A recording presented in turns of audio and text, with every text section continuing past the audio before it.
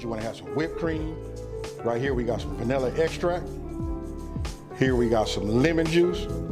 You just saw the ready-made pie crust, right? Because this is the way I'm gonna show you, the super simple way. And then I'm gonna show you, it still is easy to go ahead and get yourself some graham crackers. We're gonna grind these down. That's where the butter comes in.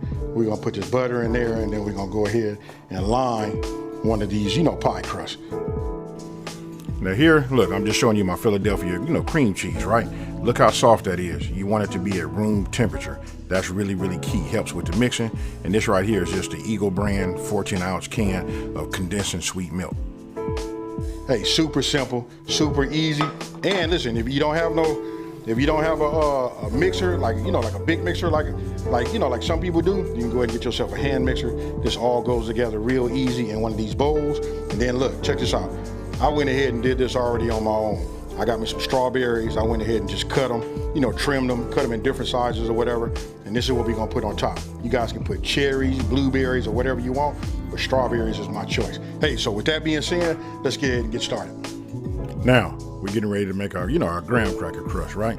What you wanna do is you wanna get yourself like 10 to 12. I started with just 10 whole graham crackers, and you wanna go ahead and put them in your blender, right? And then right here, listen, you just wanna post it. We want it in between a coarse and a fine grind, right? So somewhere like a medium. It should look like this. But once you got it done, let me take this top off so I can show you. You know what? Real easy, and I think visuals make the best reference. So check this out right here. Look, it should look just like that. All right, so get yourself a bowl. Then we'll go ahead and just pour this, our graham crackers in there, right? Now, I'm gonna go ahead, melt my butter, then we're gonna apply our butter here. Now you just wanna go ahead and pour your melted butter right on top of your, your graham cracker crumbs, right? And this I forgot to show you guys earlier, when we were going over the ingredients, that's just a quarter cup of white granulated sugar. Now, just go ahead and mix it all up. Once you got it mixed up, then what you wanna do is you wanna get in there with your hand. Look, I'm squeezing it and I'm compacting it, and I'm making sure that melted butter spreads throughout all of the graham cracker crumbs, right? Because that's gonna be the agent that's gonna hold everything together. It should feel like wet sand. Now that right there is just my glass Pyrex, pie. I don't even know what to call it, just like my pie form, right? It's 9.5 inches. So what you wanna do is get yourself a couple of handfuls and, put it in there and just put it on the bottom for your bottom crust. Now I'm gonna go ahead and get the bottom. Look, I got a glass, even, circular bottom, right? It sucks that it got this little indentation, but I'm gonna show you what I'm gonna do. We're just gonna take it like this, and we're just gonna go around like that, right? And we just keep on going around, just like you see here. You just wanna keep working it, and if you can tell, I'll do it. Let me turn it over here on this side so you guys can see. This right here seems to be a little higher, right? So as I do it like this, look, it spreads towards the edge, because we wanna have pie crust on the edge, right?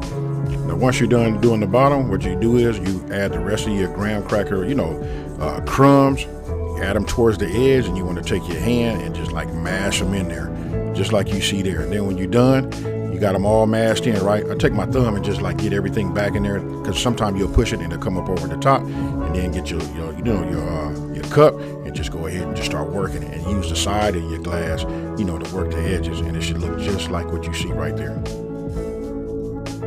Okay, so it should look just like this, right? Now, what I'm gonna do is I'm gonna put this in the refrigerator, right? We're gonna put it in for 1 hour. We're gonna let it chill, and that's when, now you go ahead and make the rest, and then we use it. Okay, now you just wanna get yourself a big enough bowl, right? It gotta at least be big enough for you to get your hand mixer, to go around, right? So now we got our bowl. Remember, this is key. This needed to be room temperature. So I'm gonna open this, and we wanna put that in there. If you don't have it room temperature, you're gonna know right off the bat, because it's gonna be extremely hard for you to mix it, right? So you can't really cheat this part. Now you wanna go ahead and you wanna get your mixer. You start off on low. Remember that, always start off on low. Now what we're gonna do is we're just gonna get it to mix, right? And what we're gonna do is just till it becomes creamy. You can increase the speed as, it depends on how soft your cream cheese is. But you'll see it's starting to get light and fluffy. Once it does that, then I'm gonna go ahead and stop. Just like you see that, just like that. Now I'm gonna go ahead and open up my condensed sweet milk.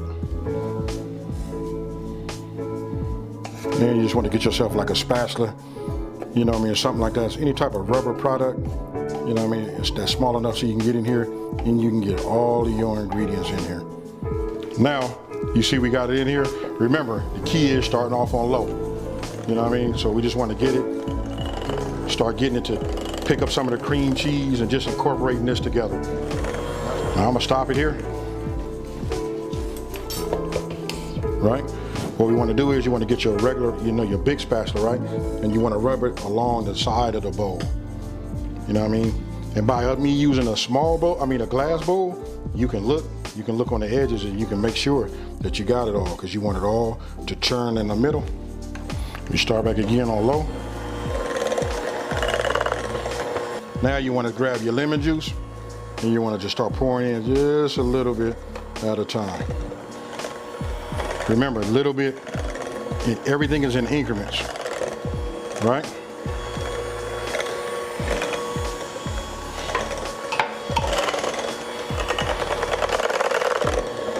And then last but not least, we're gonna go ahead and add our vanilla extract.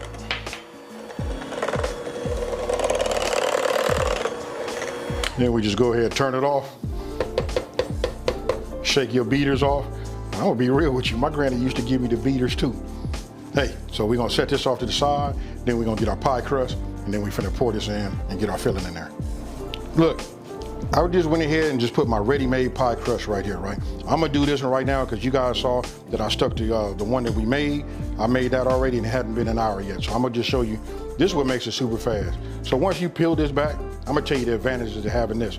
Once you peel it back, when you're done, you put this on top, close it up, and you got an instant lid, right? But we're just gonna set this off to the side. Get yourself a spatula again. You want it to be like super clean. Then you want to position yourself where you can pour this right over the top. So what I'm gonna do is just start getting this to work itself down, and we'll just start adding this to our pie crust. Hey, listen, this is not rocket science, but the reason I made this video is just to show you guys, to bring it back to the forefront of our mind, that these are like super easy to make. They're huge on taste. Now you just take that same spatula and you just want to like push it around to the edges. That's it. When I tell you it ain't rocket science, it's not. And then listen, you don't even have to put this one in the oven. What we're gonna do is we're gonna chill this. We're gonna chill this for a minimum of an hour. You know what I mean? Because we want it to be firm. For you people that's out there that really be getting your bacon with your sweets and all that, you know how to make them swirls and do all that kind of stuff. Me, I just get it halfway level, just like that. And since we ain't got no kids, I'm gonna go ahead and hit that myself. And now that we're done with that, go ahead and get your lid, go ahead and put it on top. You just wanna close it and set it in the refrigerator for a minimum of 1 hour so that it can chill and be firm. Okay, so look, I just took it out of the refrigerator. Hey, right off the back, as soon as you take it and you pick it up, when your hands reach under the bottom of it, you can feel just how firm it is. That's why we needed to put it into the refrigerator, right? So now I'm gonna go ahead and open it up. Just where the fun part comes. You know what I mean? So we're gonna take this off like this. Then you wanna get yourself some, this is all completely optional. Like I said, you can do strawberry or you can do, cherries or whatever. But I like to do this in this form. When I use the whipped cream, I'm gonna go around. Look, this is gonna make the barrier that's gonna seal my juices and my strawberries in the middle, right? So we're just gonna get it like this.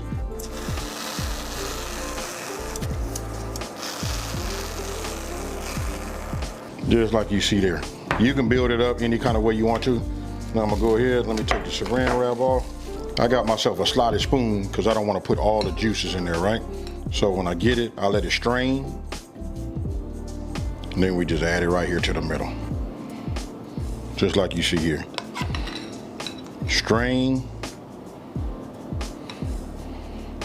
But all I can tell you is it's gonna be like super good, super delicious. Now, I'm gonna go ahead and get myself a spoon, and we're gonna take some of this juice that rendered down, some of this sweet juice, and we're just gonna add just a little bit to it. Not too much, because we don't want it to run everywhere. And boom. You guys tell me what you think. Hey, and don't that say diner? But I promise you.